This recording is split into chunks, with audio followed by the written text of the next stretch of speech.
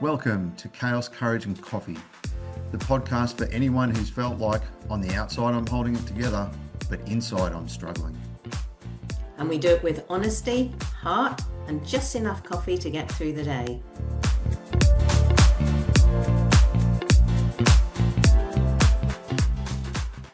Hi, Brett. Nice to see you again.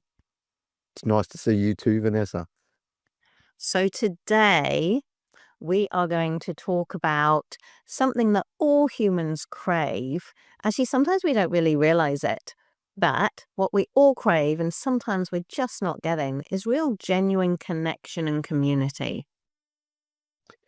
It's what we're talking about is being in a group of people, but not feeling like you're part of it, feeling like you're invisible in a crowd, even though there are people around you.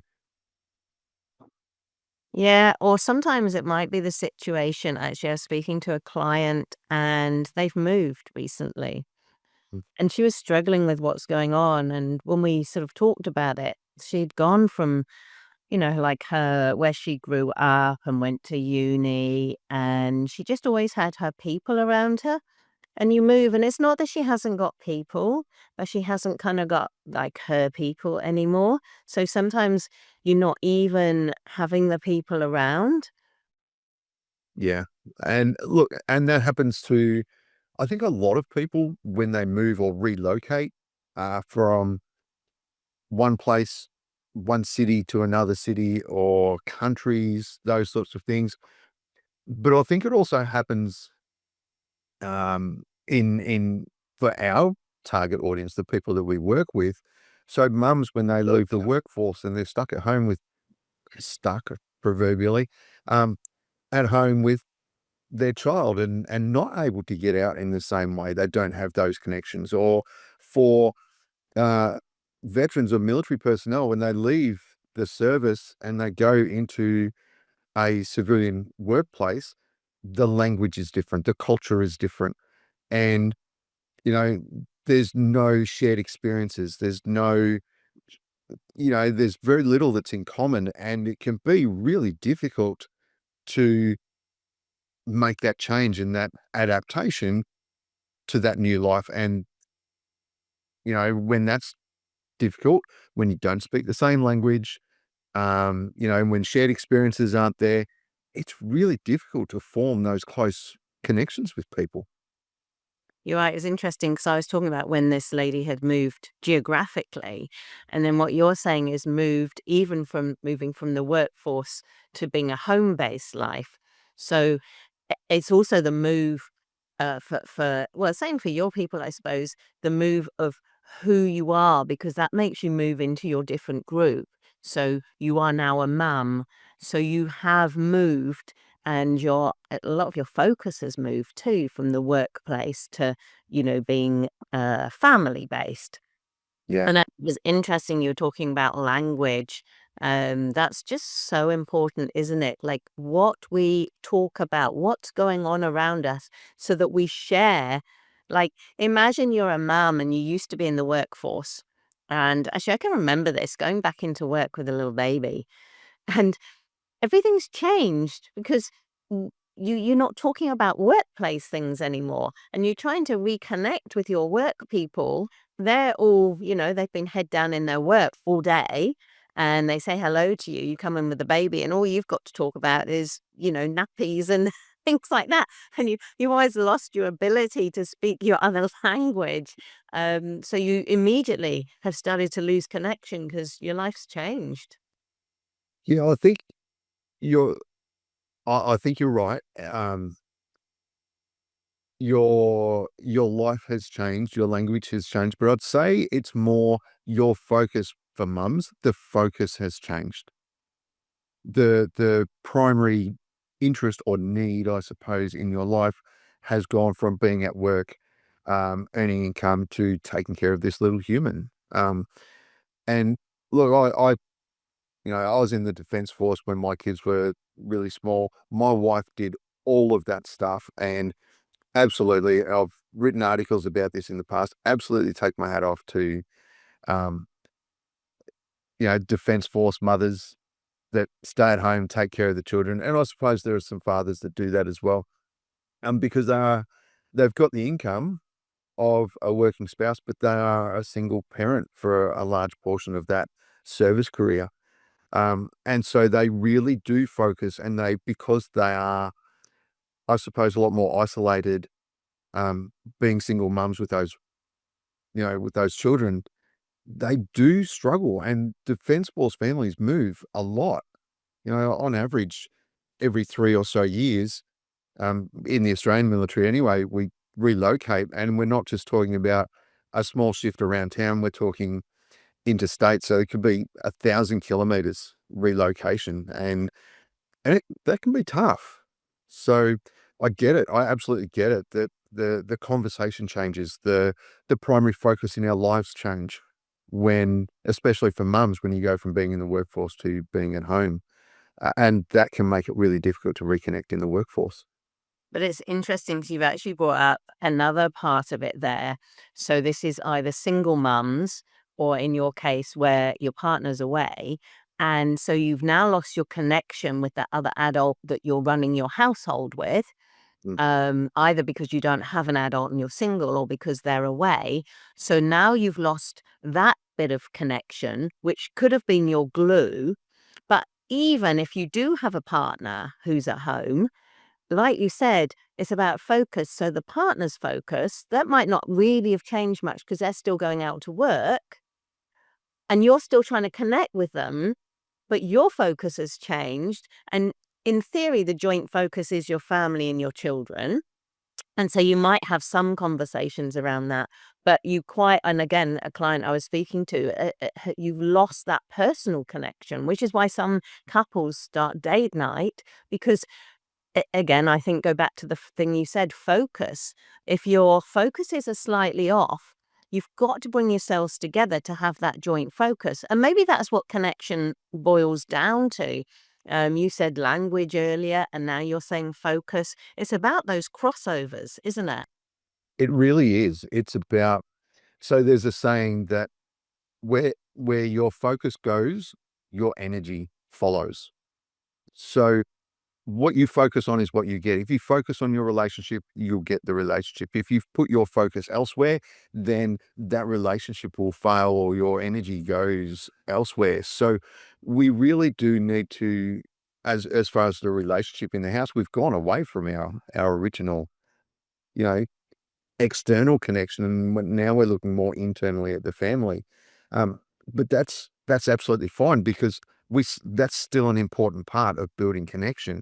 And for some people, that might be all they need. But really, a lot of us do need more than just our little family group. We need other outlets. And for mums stuck at home, that can be, there's mothers groups and things like that for mums, to help get them out and have those discussions with people that are in their shared space.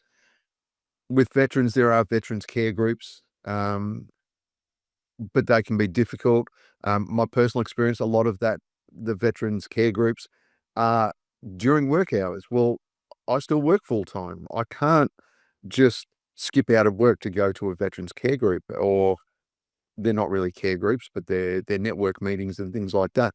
And so that can be really difficult, forming connections with people outside of the workplace, but it still have similar experiences to you. They speak a similar language. So it can be, again, isolating when you can't build those connections. We are wired to connect. Our society is built and has been founded on connections. We would not have succeeded and have these great societies if we didn't work together and build the things that the society that we have.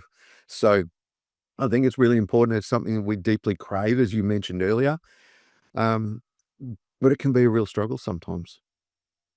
I just want to pop in and wind back a little bit, because some people might hear us talking about all this connection and not realize it's something that they're needing.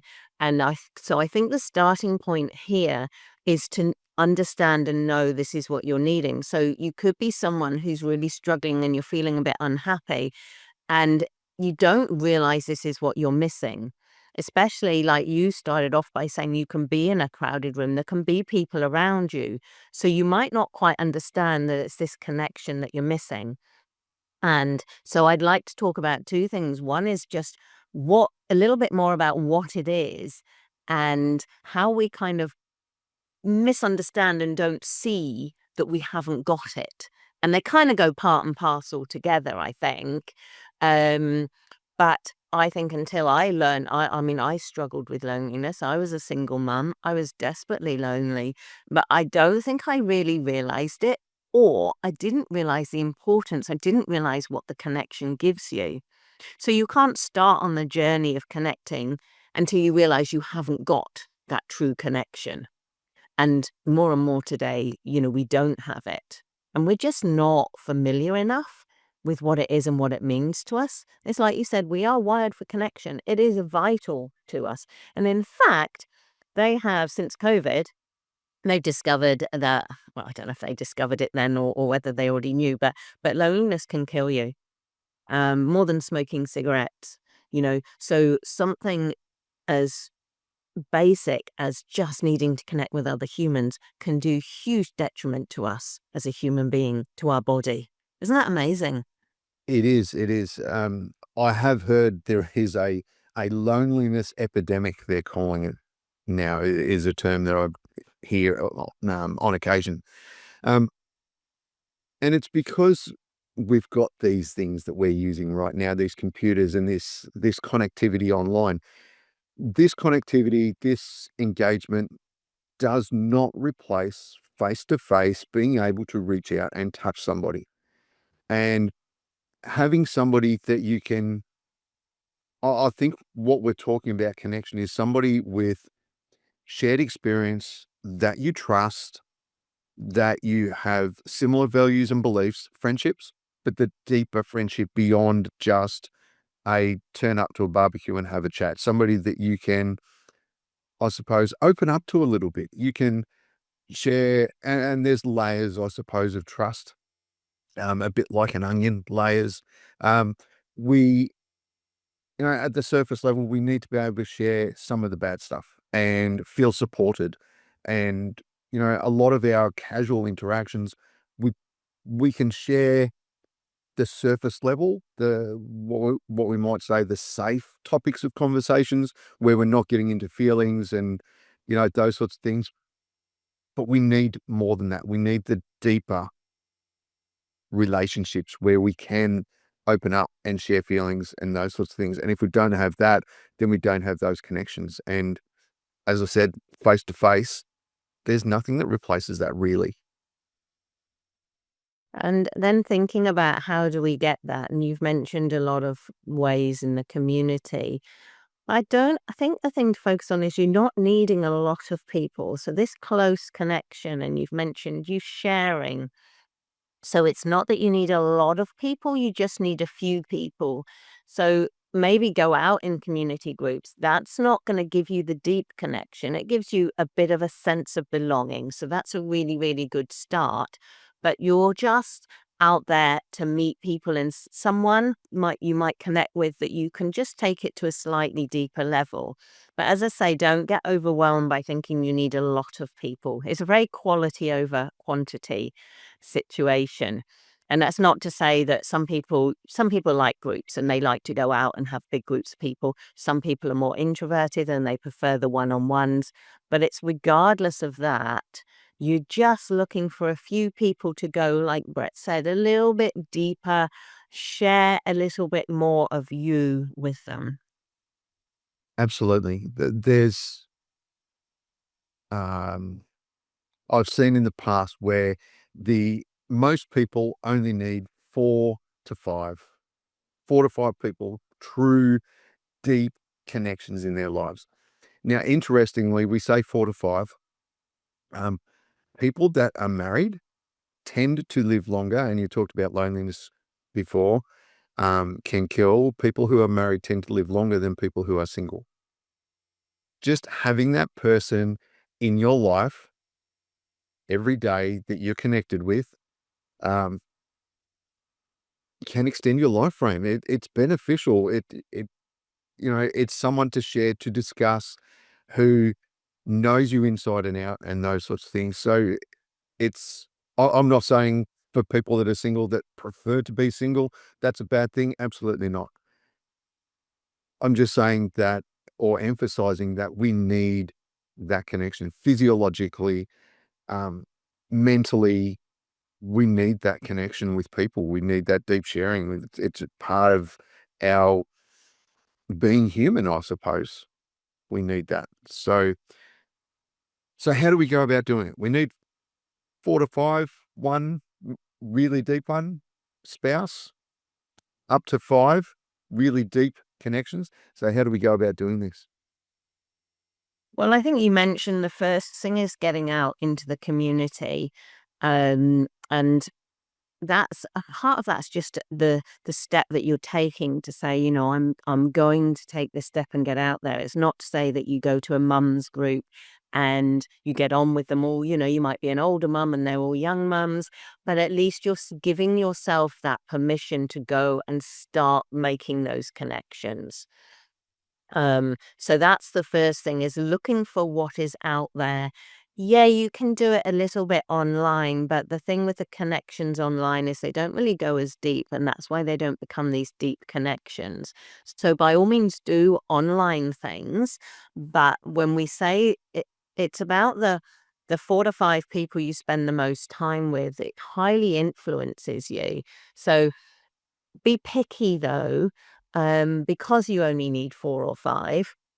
Go out, meet some mums, but then start to be picky about which ones you might spend more time with, because it's got to be ones you can share and open up with.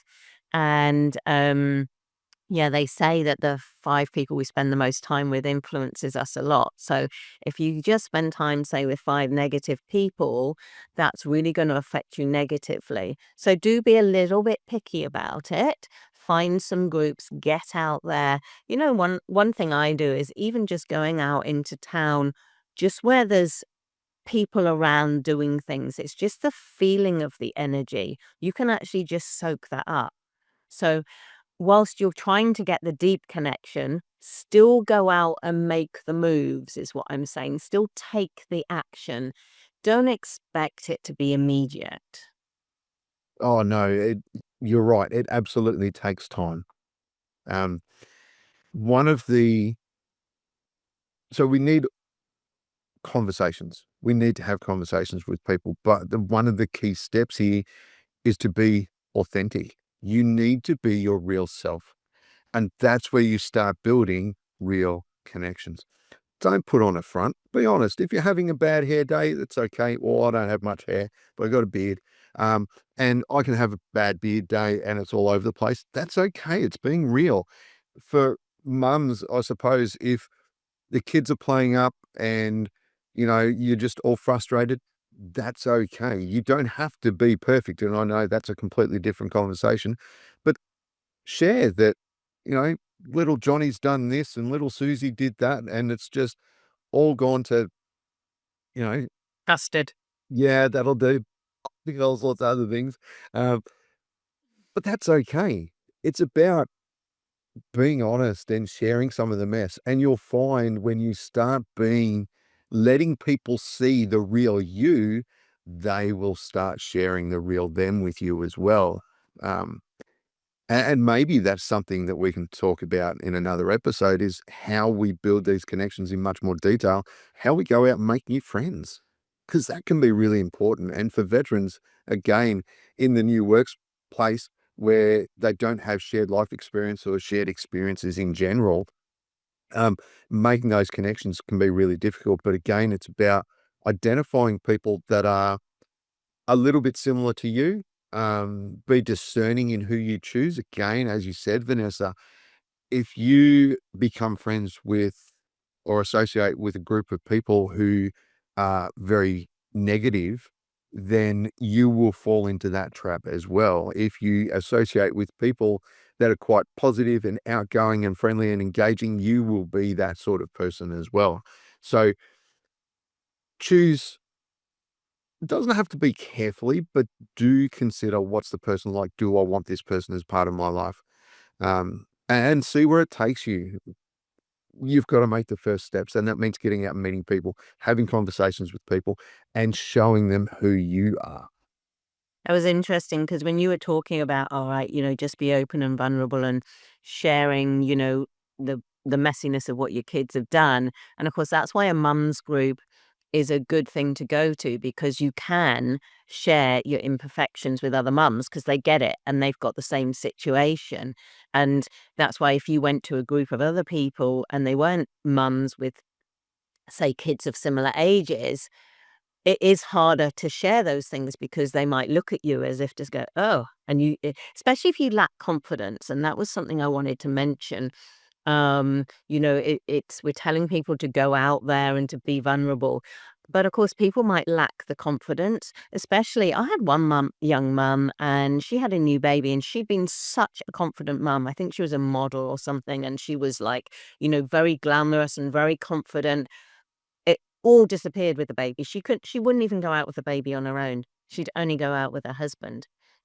So whether it's for whatever reason, whether you never had much confidence, or whether your confidence in your parenting has, you know, made you wobble, or, you've just lost all confidence, and it is a topic for a different day. So I'm understanding that it's harder for some people when we say just get out there and, go and find groups. I get that it's harder for some people. It does make the world a difference. I had a mum I was talking to in London, and she had moved from I forget what country, but with her husband. She knew nobody. So she was stuck at home all day. And I was saying, just go out, like even if you just go out for a walk and then try and go out to groups. And the difference it made just from one week to another where she'd been out to a group, it was huge. And it wasn't that she'd made lots of friends, but it was again just that giving yourself permission and making the effort to go out. Absolutely. Um, Hobbies. We've all got something that we enjoy doing. And if there is a group, a connection, a Facebook group, even where, and look, I suppose there's a starting point for some people. A Facebook group's probably not necessarily a bad place to start. If you can get into a Facebook group, it's relatively safe for people that may be lacking a little bit of confidence. Um, you know, quite often, if there's a hobby and people are talking about it, then there might be people in your area that are getting together and doing it. And that can be a way of starting that process, meeting people online, then meeting them in a group setting, and you're starting to build those connections, you're getting out. But hobbies are a really great place to start. I was talking to a veteran who, um, I think I might have mentioned this previously, went to college in the US, was a US veteran, had no friends, really struggled through his um, college life, making friends with the people he was going to college with. He was older and obviously been through all of the things that the young college kids are going through, going to bars and nightclubs and all those sorts of things. Um, it wasn't until he found a certain group on campus that he was particularly interested in. He started going there regularly, and that's when he started making friends again, because they had that shared connection. And it really is about finding something in common. And when you've got something in common, then you've got a starting point for those connections and friendships. Yeah, I mean, for mums, quite often your hobbies have taken a back seat. So I think mum groups is perhaps your best first connecting. And yeah, not to forget using social media for local groups. So when I moved recently at the beginning of this year, I went on a local group and I just said, who'd like to go for a walk? Literally, that's what I said. And I had a lot of people responding. So that's the best way to use social media, is to get you connected in the real world, either to meet up with a group. Another one was a book club. Mhm. It's only once a month, and yes, you're supposed to read the book, and we're all time poor, but it's little bits, even that once a month, and then something else that is once a month, and something that's once a week. Just build it up. So again, I think I'll just reiterate, it does take time. I actually wrote a article on loneliness about 5 years ago that was very well received. So that you can find on my website. But it's, yeah, let's just take the steps and let's start connecting with people in the real world. And as Brett said, to start just being a little bit open and honest. I know it's hard. We don't really want to share some things that we're just not sure how they're going to be received. So just start to share. Just push yourself a little bit because, there's some lovely people out there who aren't going to judge you. Yeah. And I'd say start getting away from the I'm fine. Yeah. We're not always fine. And it's okay. As I was saying before, it's okay to be having a bad day. Oh, how are you feeling today? I'm feeling blah. Yeah. Why? What's going on? And that's the beginning of those conversations. But if everything's fine, if you're putting on that mask, I'm fine, I'm fine, I'm fine, then you're not giving people a chance to know you and know the real you. So, and I would say in extension to that, and this process, it is a process. Be kind to yourselves and be kind to each other. It takes time. It's not going to happen overnight. It happens over time. And just go with it. Enjoy the journey. Try to enjoy the journey because it can be one of new experiences, new friendships. Some will come, some will stay, as you find your new group of people and your new connections. So one step at a time. Absolutely. Thank you, Brett. Thank you, Vanessa.